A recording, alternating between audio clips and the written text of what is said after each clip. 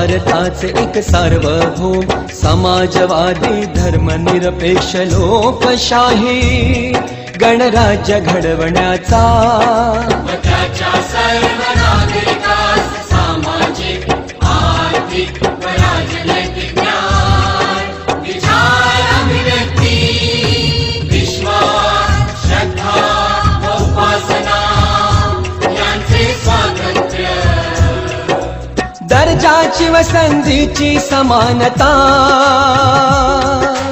निश्चितपणे प्राप्त करून देण्याचा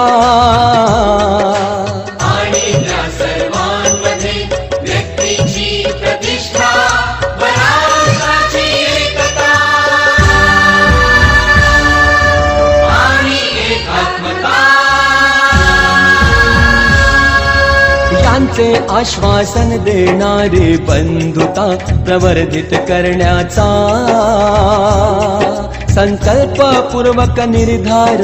करून आमच्या संविधान